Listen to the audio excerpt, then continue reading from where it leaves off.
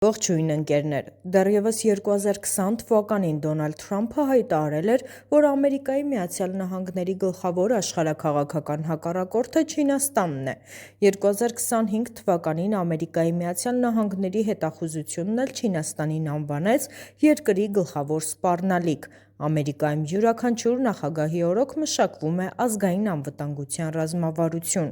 Սա ռազմավարական փաստաթուղթ է, որով առաջնորդվում է ամերիկյան էլիտան տարբեր որոշումներ կայացնելիս։ Դրա մեջ ներկայացված է աշխարհի ընդհանուր պատկերը և Ամերիկայի Միացյալ Նահանգների արտաքին քաղաքական առաջնահերթությունները, ով է թշնամի, ով դաշնակից և ինչպես լուծել տարբեր խնդիրներ։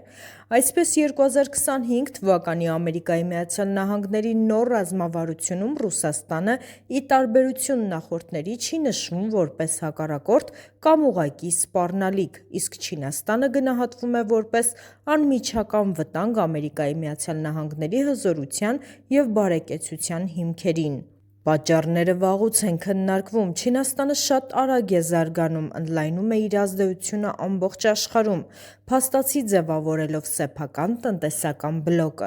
Այն զբաղեցնում է շուկաներ, դուրս մղելով արևմտյան ուժերին։ Այդ պատճառով էլ տրամաբանական է, որ Թրամփը հենց Չինաստանն է համարում գլխավոր սպառնալիք։ Եվ այստեղ առաջանում է հարց, այդ դեպքում ինչու է նա կենտրոնացել Իրանի վրա։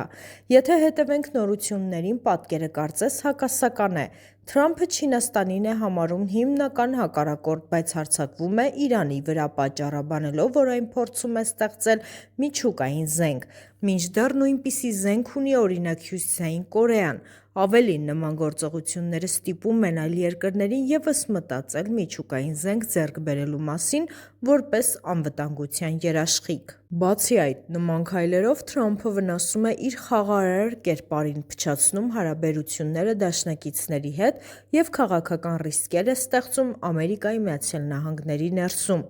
Առաջին հայացքից թվում է, թե Իրանի վրա հարձակումը լուրջ սխալ է, բայց եթե նայենք խորքային պատճառներին, պատկերը մի փոքր փոխվում է։ Ասվում է, որ Իրանի միջոցով Թրամփը փորձում է հարվածել Չինաստանին։ Չինաստանը նավթի խոշոր ներմուծող է և դրա զգալի մասը անցնում է Հորմուզի նեղուցով, որը վերահսկվում է Իրանը։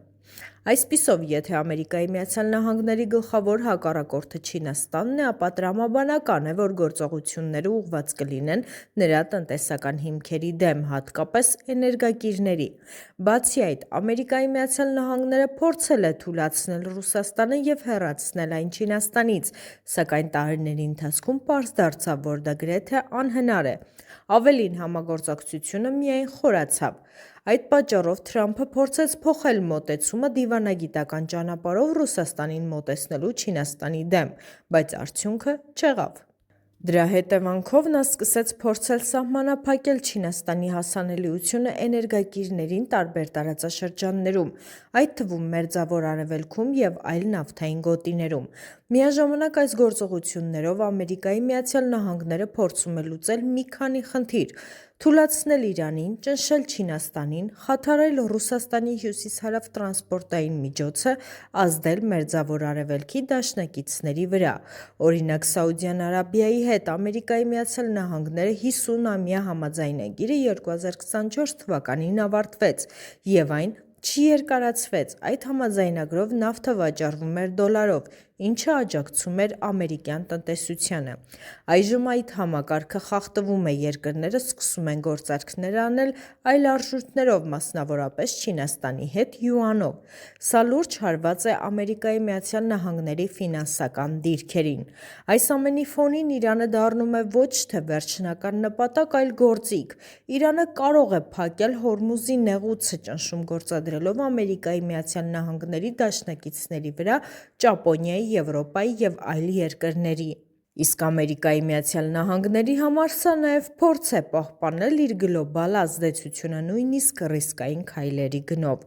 Որոշ վերլուծաբաններ կարծում են, որ այս ճգնաժամից կարող է շահել Ռուսաստանը նավթի թանկացման հաշվին, սակայն նման իրավիճակները պատմության մեջ արդեն եղել են, օրինակ 1973 թվականի նավթային ճգնաժամը, որը սկզբում եկամուտ բերեց ԽՍՀՄ-ին, բայց երկարաժամկետ խնդիրներ առաջացրեց։ Նշվում է նաև Իսրայելի գործոնը։ Իսրայելի համար Իրանը համարվում է գոյաբանական սպառնալիք և Ամերիկայի Միացյալ Նահանգներում ուժեղ ազդեցություն ունեցող լոբբին աջակցում է այդ ուղղությամբ քաղաքականությանը։ Վերջում կարելի է ասել, որ այստեղ միահյուսված են բազմաթիվ շահեր Ամերիկայի Միացյալ Նահանգների, Իսրայելի և այլ ուժերի։ Ինչպես ասել է Նապոլեոն Բոնապարտը, եթե քո թշնամին սխալ է անում, մի խանգարիր նրան։